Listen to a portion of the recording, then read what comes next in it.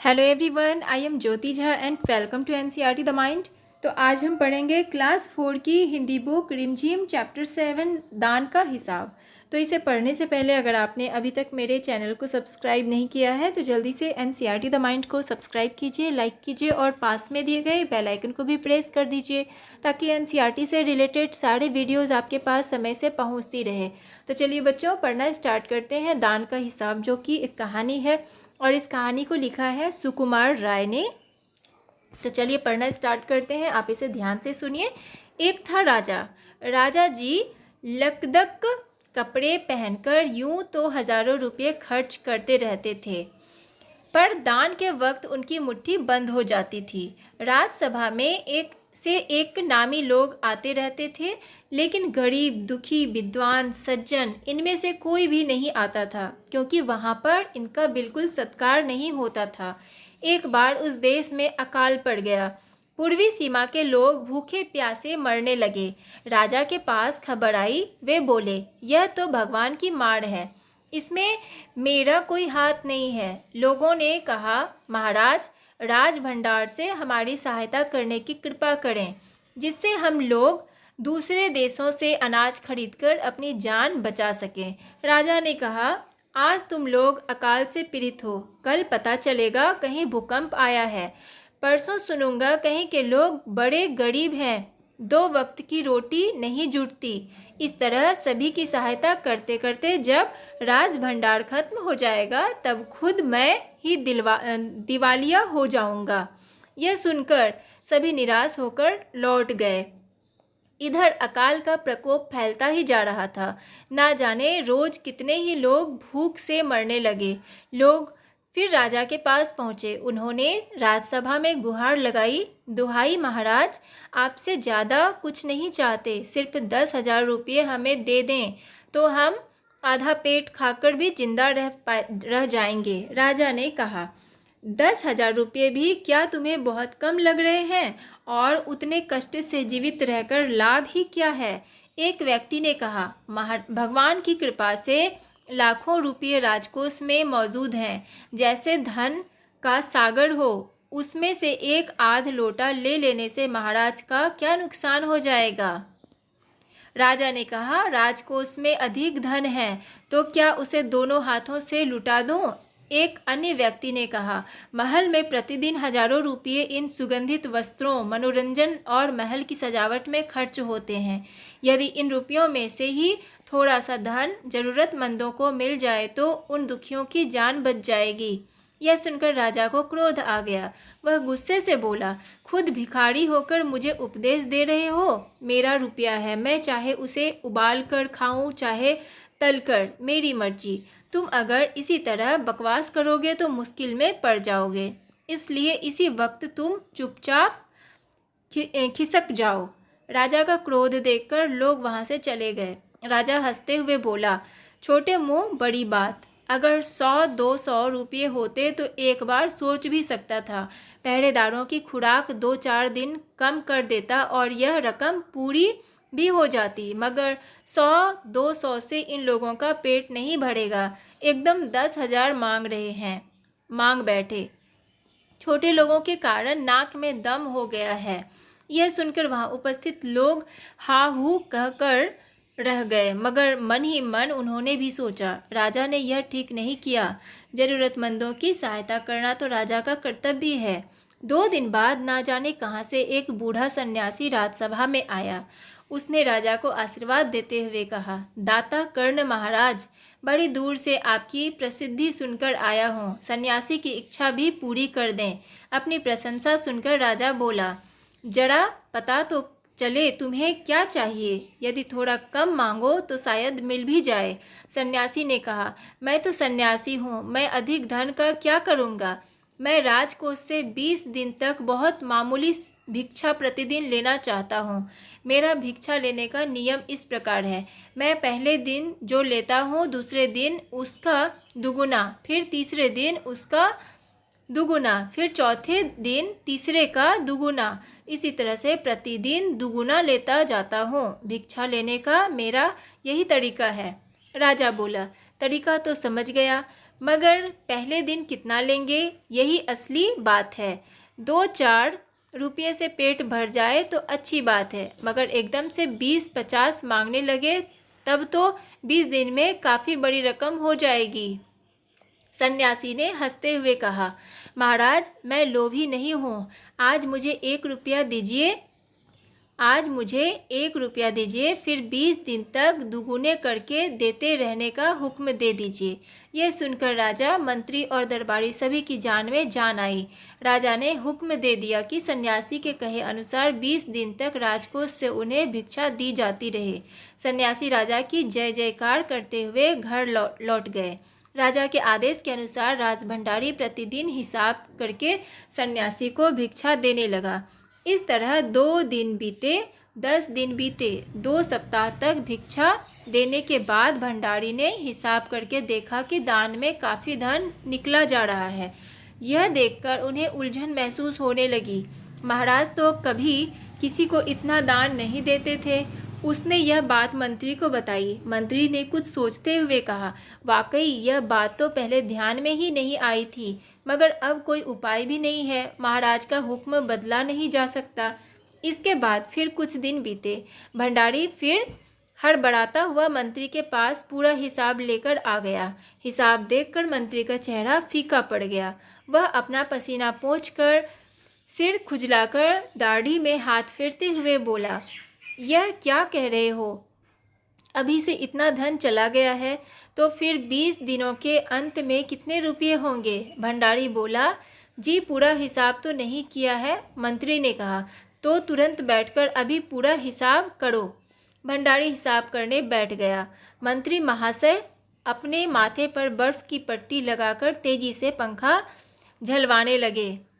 कुछ ही देर में भंडारी ने पूरा हिसाब कर लिया। मंत्री ने पूछा, कुल मिलाकर कितना हुआ? भंडारी ने हाथ जोड़कर कहा, जी 10,48,575 रुपये।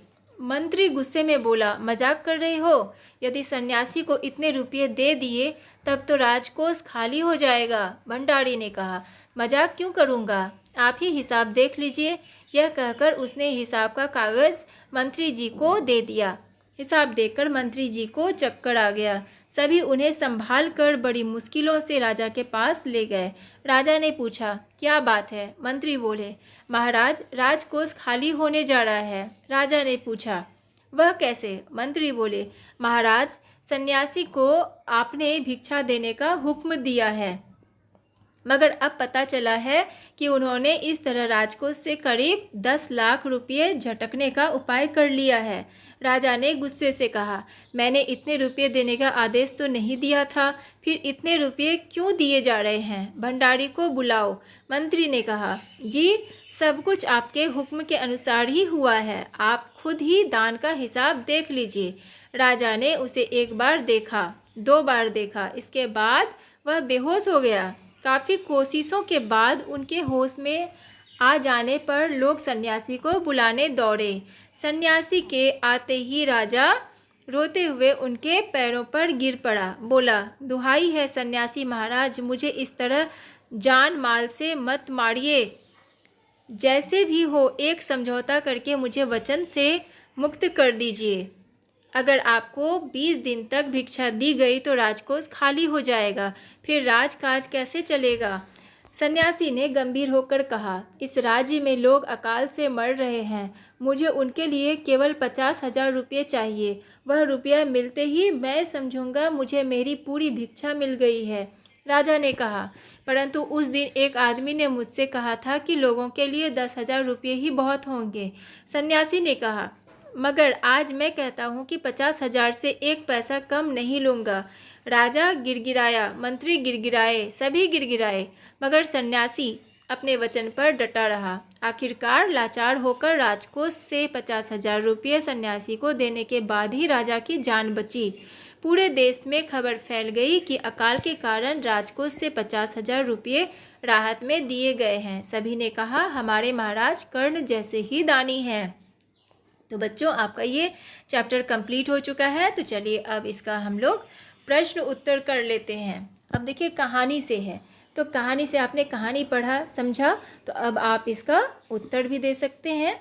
देखिए आपका पहला प्रश्न है कि राजा क्या है, कि राजा किसी को भी दान क्यों नहीं देना चाहता था। तो क्या लिखेंगे उत्तर, कि राजा किसी को भी दान इसलिए नहीं देना चाहता था क्योंकि वह कंजूस था। उसे ऐसा लगता था कि दान देने से राजकोष खाली हो जाएगा, इसलिए नहीं देना चाहता था। और दूसरा प्रश्न है कि राज दरबार के लोग मन ही मन राजा को बुरा कहते थे, लेकिन वे राजा का विरोध क्यों नहीं कर पाते थे। तो क्यों नहीं कर पाते थे, क्योंकि दरबार के लोग राजा का विरोध इसलिए नहीं कर पाते थे क्योंकि उन्हें राजा के क्रोधित होने का भय रहता था। वे सोचते थे अगर वे राजा का विरोध करेंगे तो राजा उन्हें दंड देगा, इसलिए नहीं कर पाते थे। तो अब देखिए तीसरा प्रश्न है कि राजसभा में सज्जन और विद्वान लोग क्यों नहीं जाते थे। तो क्या लिखेंगे, इसका उत्तर लिखेंगे कि राजसभा में सज्जन और विद्वान लोगों का सत्कार नहीं किया जाता था, इसलिए वे राजसभा में नहीं जाते थे। उसके बाद देखिए सन्यासी ने सीधे सीधे शब्दों में भिक्षा क्यों नहीं मांग ली।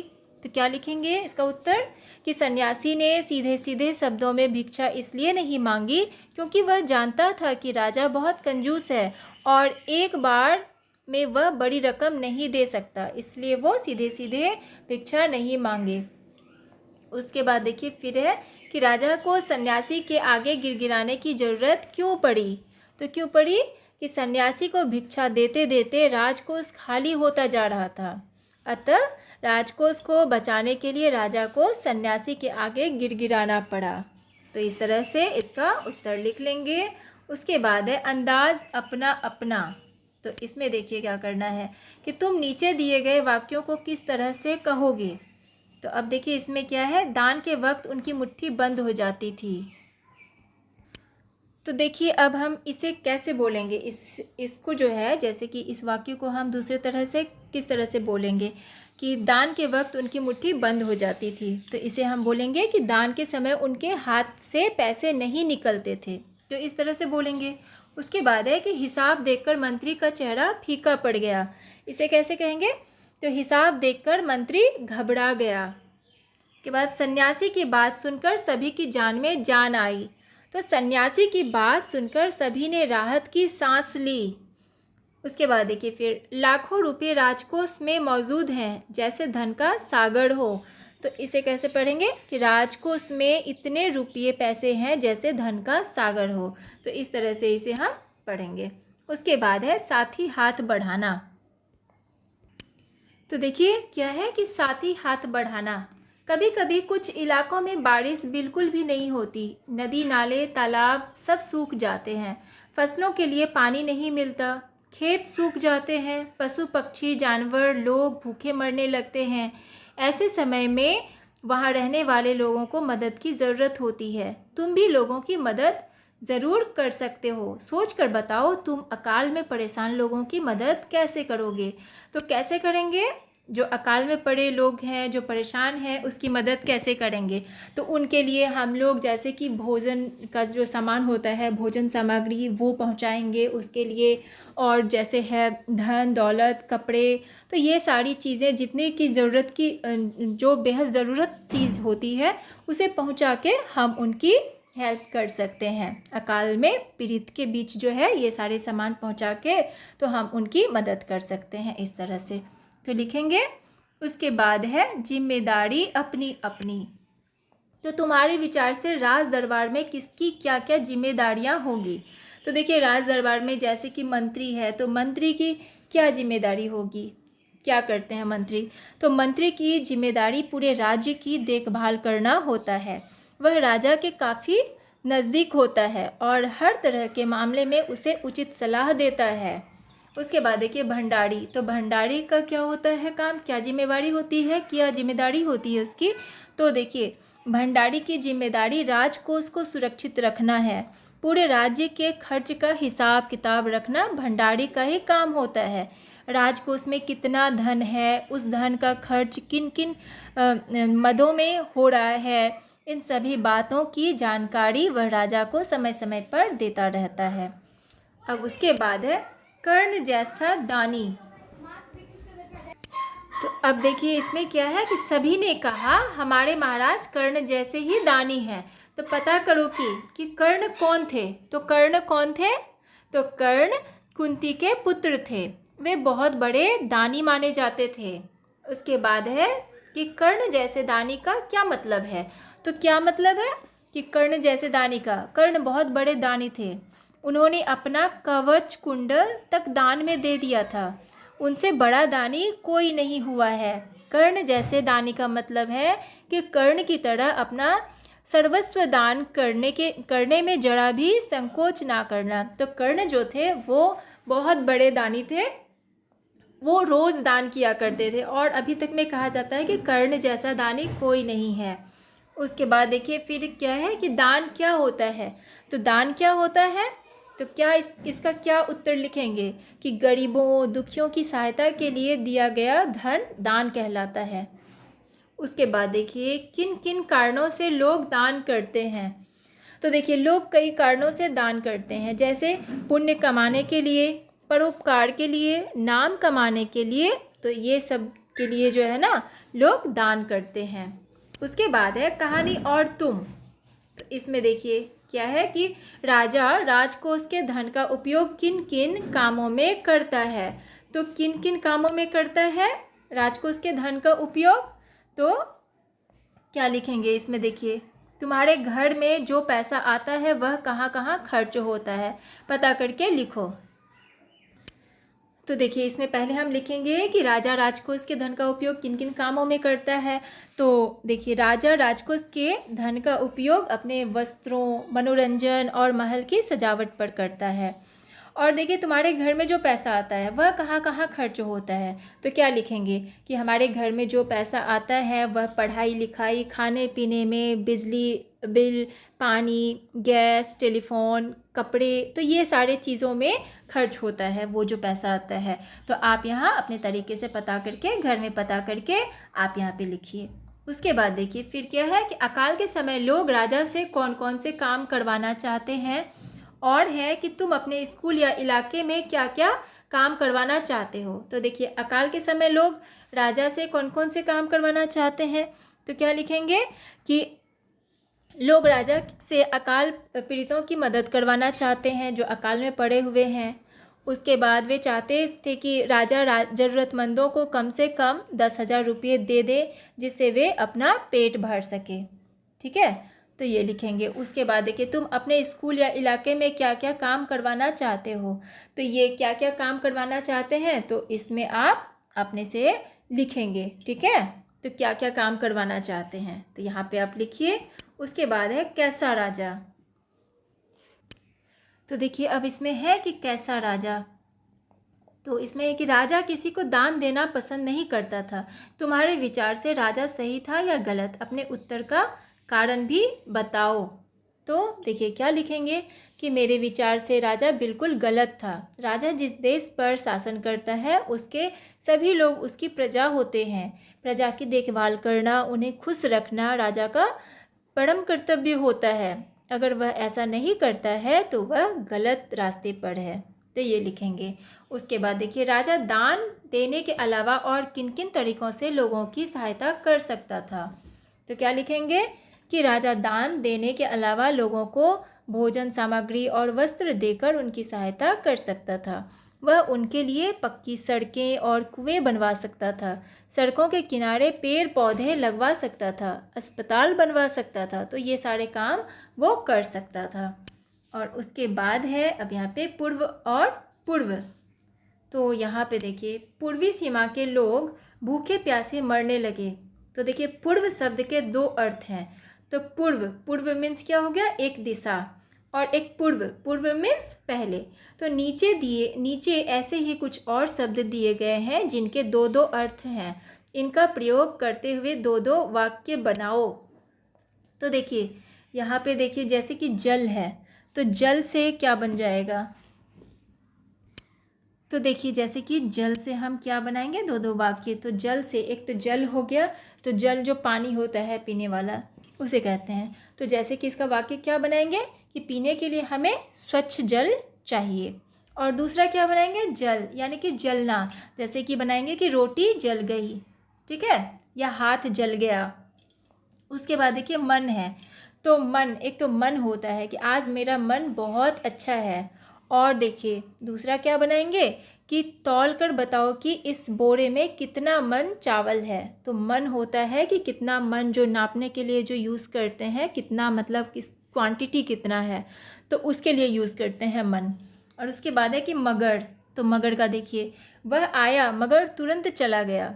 एक तो मगर ये हो गया, और दूसरा कि पानी में रहकर मगर से बैर नहीं करना चाहिए। तो एक दूसरा होता है कि मगरमच्छ जो होता है, जो पानी में रहता है, उससे कि पानी में रहकर मगर से बैर नहीं करना चाहिए। ये हो गया। तो इस तरह से वाक्य बना लेंगे। और उसके बाद है यहाँ पे कि नीचे 4 दिशाओं के नाम लिखे हैं। तुम्हारे घर और स्कूल के आसपास इन दिशाओं में क्या क्या है, तालिका भरो। तो यहाँ पे देखिए, यहाँ पे क्या क्या है, तो ये आपको खुद ही करना पड़ेगा।